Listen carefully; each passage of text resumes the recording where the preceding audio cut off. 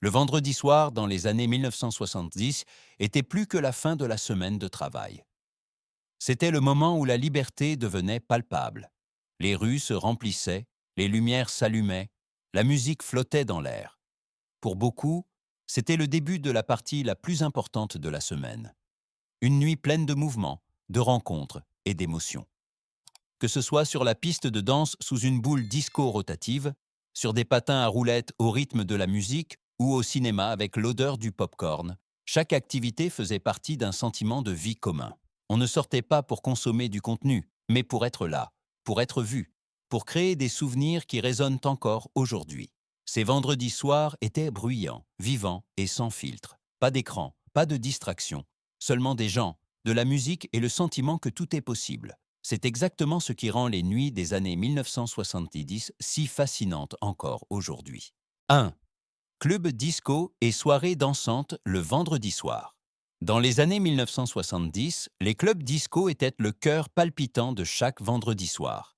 Dès le coucher du soleil, les gens affluaient vers les lieux de danse où les lumières vives, les boules à facettes et les rythmes entraînants faisaient oublier le quotidien. La musique dictait le rythme de la nuit et chaque mouvement sur la piste de danse était une expression de liberté et de confiance en soi. Le disco était plus qu'un simple divertissement. C'était un lieu de rencontre sociale où la mode, la musique et l'identité se fondaient. Les pantalons pattes d'éléphant, les chaussures à plateforme et les tenues scintillantes faisaient partie de l'expérience, tout comme les longues nuits, les pistes de danse en sueur et le sentiment de faire partie de quelque chose de plus grand. On y rencontrait des amis, on faisait connaissance avec des inconnus et on se perdait pour quelques heures dans l'instant présent. Ces vendredis soirs ont marqué toute une génération. Les clubs disco des années 70 symbolisent encore aujourd'hui la joie de vivre, la communauté et le désir irrépressible d'échapper au quotidien. 2. Rollers disco et patinoires à roulettes. Les rollers disco étaient un élément incontournable des vendredis soirs dans les années 1970.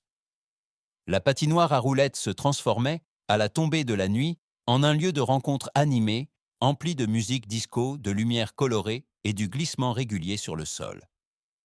Adolescents et adultes s'y retrouvaient pour écouter la musique, mais aussi la ressentir. Sur 4 roues, la danse devenait mouvement et le mouvement expression. Tenues colorées, pantalons pattes d'éléphant et poses confiantes faisaient de chaque tour un petit spectacle.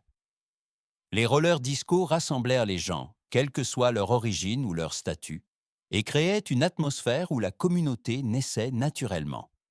Ces soirées symbolisent encore aujourd'hui la légèreté, le rythme et le sentiment que les loisirs étaient quelque chose d'actif, de collectif et d'authentique. 3. Soirées cinéma et ciné-parc. Le vendredi soir dans les années 1970 signifiait pour beaucoup un rendez-vous cinéma incontournable.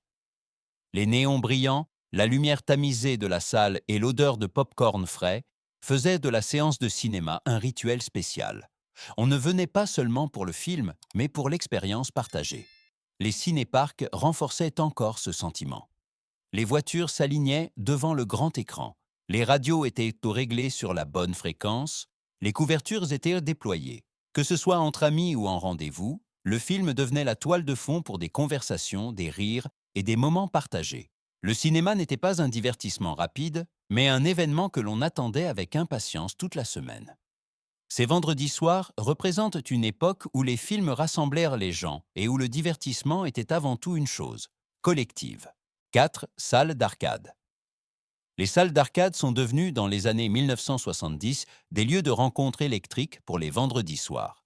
Les écrans clignotants, les sons électroniques et le tintement des pièces créaient une atmosphère immédiatement captivante.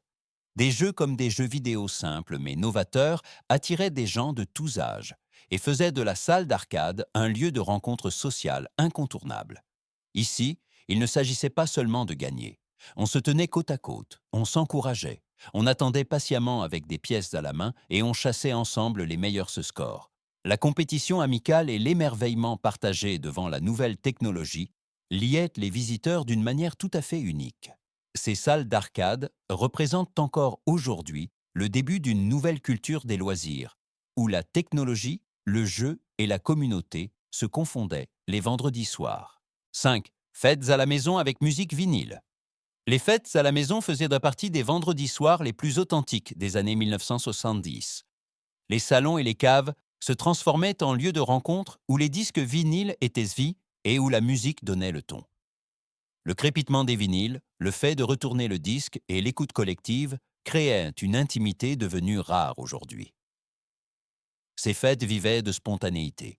Des amis apportaient de nouveaux disques, dansaient pieds nus, parlaient jusqu'au bout de la nuit et rencontraient des gens d'autres quartiers.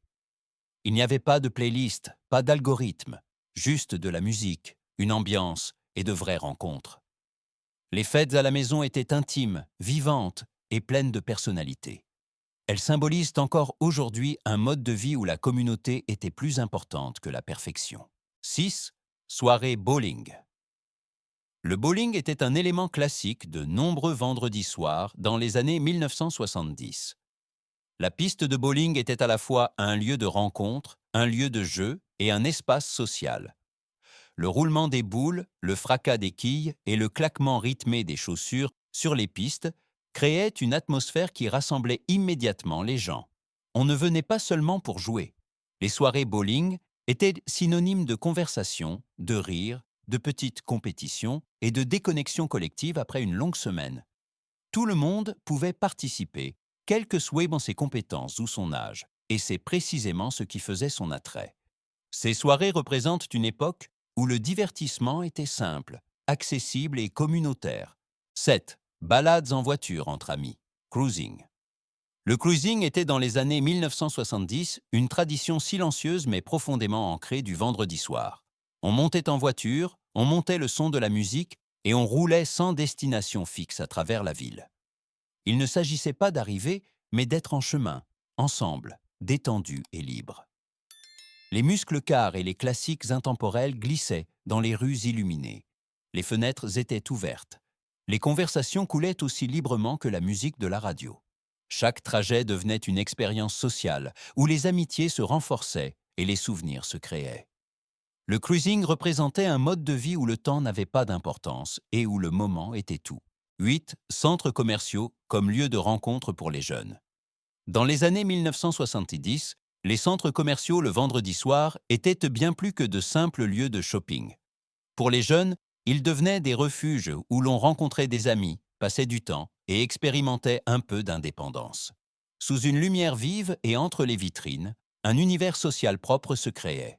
On déambulait dans les allées, on découvrait de nouvelles tendances de mode, on écoutait la musique des magasins et on observait l'agitation colorée.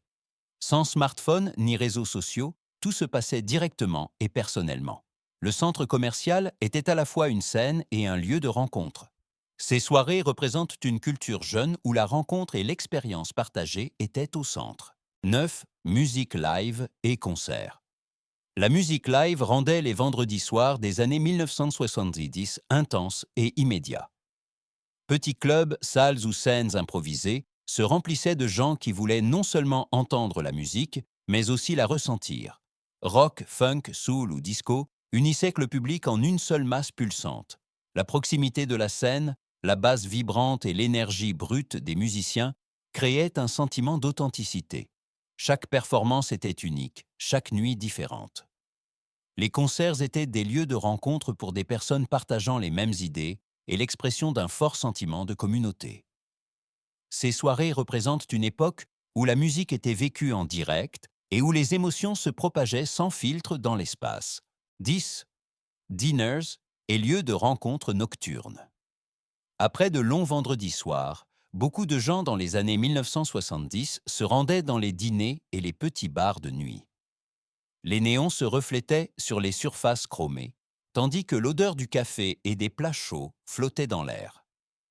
Ces lieux étaient ouverts à tous, que ce soit après le cinéma, un concert ou simplement pour terminer la soirée.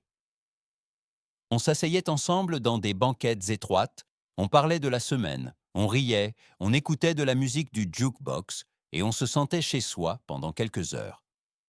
Les dîners n'étaient pas des lieux de passage, mais des points d'ancrage sociaux où la communauté naissait naturellement. Ces lieux de rencontre nocturnes représentent la fin tranquille d'un vendredi soir animé. Pour les conversations, la proximité et le sentiment de ne pas avoir à quitter l'instant tout de suite. Les vendredis soirs des années 1970 n'étaient pas un programme, c'était un sentiment. Il n'y avait rien à planifier, rien à poster, rien à immortaliser. Tout se passait dans l'instant. La musique, le mouvement, les conversations et les rencontres ont façonné des nuits qui sont restées gravées dans les mémoires jusqu'à aujourd'hui.